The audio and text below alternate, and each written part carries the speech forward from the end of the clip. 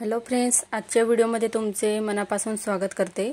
तर आज आपण बघा इथं 32 साईजचा हा प्रिन्सेस कट ब्लाउज आहे। तर त्याची कटिंग जी आहे ती आपण डायरेक्ट कापडावरती करणार आहोत। तर व्हिडिओ तुम्ही शेवटपर्यंत नक्की बघा।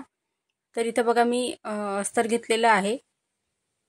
तर बघा त्याला व्यवस्थित ठेवून घेऊया आपण। तर हे पहा, आणि अस्तरची बंद बाजू आहे ती नेहमी ब्लाउज कटिंग करताना आपल्या साईडला ठेवायची, म्हणजे कटिंग करायला सोपं जातं। आता बघा इथं बंद बाजूकडून आपल्याला इथं ब्लाउजची उंची टाकायची आहे। तर 14.5 इंच मी पूर्ण उंची घेतलेली आहे ब्लाउजची। तर हे पहा, असं व्यवस्थित चेक करून घेऊया आपण। तर 14.5 इंच इथं ब्लाउजची उंची, त्याच्यानंतर 5 इंच इथं आपल्याला शोल्डरचं माप टाकायचं आहे। तर हे पहा या पद्धतीने, आणि सरळ अशी लाईन आखून घ्यायची। त्याच्यानंतर आपल्याला मुंड्याचं माप टाकायचं आहे 5.5 इंच। तर हे पहा, ते सुद्धा चेक करून घेऊया आपण, आणि सरळ अशी लाईन आखून घेऊया, म्हणजे मुंडा आणि शोल्डर आहे ते जॉईंट करून घेऊया आपण। त्याच्यानंतर बघा आपल्याला इथं छातीचा चौथा भाग टाकायचा आहे। तर छातीचा चौथा भाग इथं 8 इंच आहे बघा। 32 साईजचा ब्लाउज आहे, मग 8 इंच इथं छातीचा चौथा भाग। त्याच्यानंतर 1.5 इंच इथं मार्जिन ॲड केलं आहे मी, म्हणजे 8 आणि 1.5 इंच इथं 9.5 इंच आपलं इथं ब्लाउजची इथं घडी झालेली आहे, म्हणजे छातीची घडी झालेली आहे। खालच्या साईडला सुद्धा 9.5 इंचावरती मार्किंग केलं, आणि या पद्धतीने जॉईंट करून घ्यायचं आहे। आता मुंड्याचं माप टाकायचं आहे। तर पाठीमागचा जो मुंडा असतो तो आपण इथं बघा 1.5 इंचावरती घेत असतो। सर्वात पहिले आपण पाठीमागच्या मुंड्याचा इथं आकार देऊया, आणि बघा इथं छातीचा चौथा भाग इथं आपण मोजलेला होता, तिथपर्यंत आपल्याला मुंड्याचा आकार द्यायचा आहे। त्याच्या पुढे मार्जिन असते त्यासाठी। आता आपण कट करून घेऊया, कारण आपल्याला पाठीमागचा जो पार्ट आपण कट करतोय तर तो ठेवून आपल्याला पुढच्या पार्टची इथं मार्किंग करायची आहे त्यासाठी। तर सर्वात पहिले इथं खडूची मार्किंग दिसते, तसंच मी इथं कट करून घेतलं। आता बघा असं अस्तर जे आहे त्याला व्यवस्थित ठेवायचं। आता बघू शकता इथं ओपन बाजू घेतलेली आहे मी, कारण पुढच्या बाजूला हुक राहणार त्यासाठी। तर सर्वात पहिले इथं बघा जे हुक आपण घेतो हुक पट्टीसाठी आपल्याला इथं 1/2 इंच एक्स्ट्राची मार्किंग करायची आहे पुढच्या भागामध्ये। तर हे पहा, या पद्धतीने मी एक सरळ अशी लाईन आखून घेते, म्हणजे आपल्याला माप टाकायला सोपं जाईल। तर इथं बघा आपण लाईन आखून घेतली। त्याच्यानंतर जो पाठीमागचा जो पार्ट आहे तर तो इथं व्यवस्थित ठेवायचा। त्या अगोदर बघा पुढचा जो पार्ट असतो त्याच्यात 1 इंच आपल्याला एक्स्ट्रा घ्यायचं असतं, म्हणजे पुढच्या पाठीमागच्या भागापेक्षा पुढचा भाग 1 इंचानी एक्स्ट्रा घ्यायचा असतो। त्यासाठी खालच्या साईडला मी 1 इंच वाढवलं, आणि तिथूनच पाठीमागचा जो पार्ट होता तो ठेवलेला आहे। बघा असं व्यवस्थित अशी लाईन आखून घेऊया आपण। जे पाठीमागचा जो पार्ट आहे तो सेम जसा आहे तसा इथं आपण आखून घ्यायचा आहे। तर हे बघा व्यवस्थित इथं मार्किंग करून घेते मी।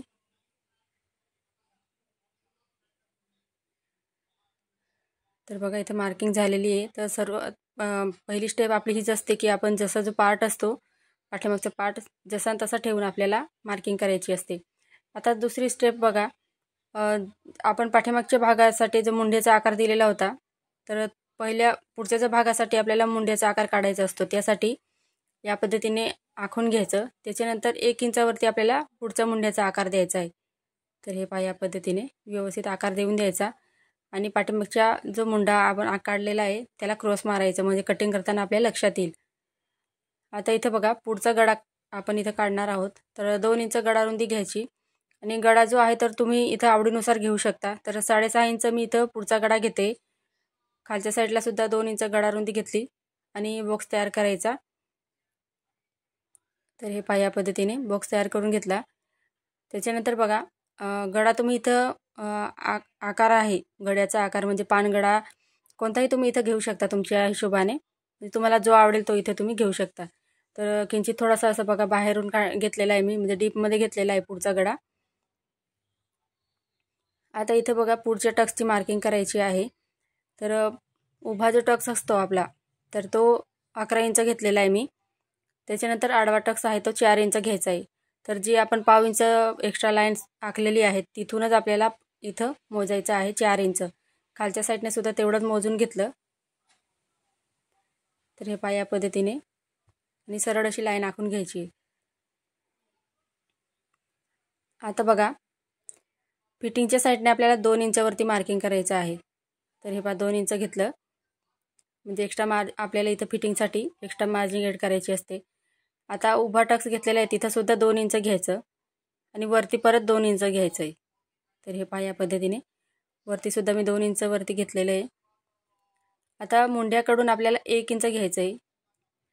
जे 1 इंच घेतलेलं आहे ते सर्व साईजसाठी एकच आहे. आता दोघं पॉईंट आपण फिटिंगच्या साईडने जोडून घेऊया. तर हे बघा या पद्धतीने जोडून घेतले मी आणि पाठीमागचा जो उंची होती ती पुढची आणि पाठीमागची सेम यावी यासाठी या पद्धतीने एक लाईन आखून घ्यायची. आता इथं आपल्याला प्रिन्सेसचा आकार द्यायचा आहे. तर बघा व्यवस्थित असा आकार देऊन द्यायचा. आणि तुम्ही जर नवीन शिकत असाल तर पेपरवरती पहिले प्रॅक्टिस करा म्हणजे काय होईल तुमचा आकार परफेक्ट येईल.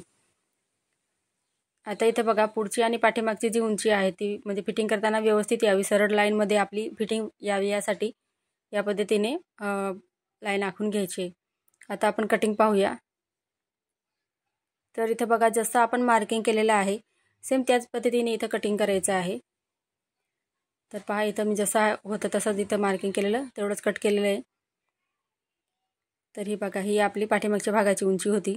तर पुढच्या भागाची सुद्धा उंची यावी बरोबर त्यासाठी मी या पद्धतीने इथं टक्सची मार्किंग केलेली होती. तर जसं इथं मी दाखवते आहे व्हिडिओमध्ये कटिंग कसं करायचं ते सेम तुम्ही सुद्धा याच पद्धतीने कटिंग करायचं आहे. तर हे बघा व्यवस्थित असं इथं कट करून घ्यायचं आहे. आता पुढचा जो गळा आहे तो सुद्धा इथं आपण आहे तो कट करून घेऊया. तर बघा इथं वरती सुद्धा थोडंसं एक्स्ट्राचं होतं ते कट करून घेतलं. हे बघा आपलं पुढचं पार्ट इथं रेडी झालेलं आहे. आता बाहीची कटिंग पाहूया. तर शॉर्ट बाही होती 4 इंचची. तर त्यासाठी बघा या पद्धतीने व्यवस्थित कापड ठेवायचं आहे आपल्याला म्हणजे खालीवर असेल तर व्यवस्थित करून घ्यायचं. आता त्याचे 4 फोल्ड करायचे आहे. तर त्याआधी बघा 9.5 इंच आपण छातीची घडी घेतली तर बाहीची घडी 1 इंच मायनस करून घ्यायची आहे म्हणजे 8.5 इंच घ्यायची आहे.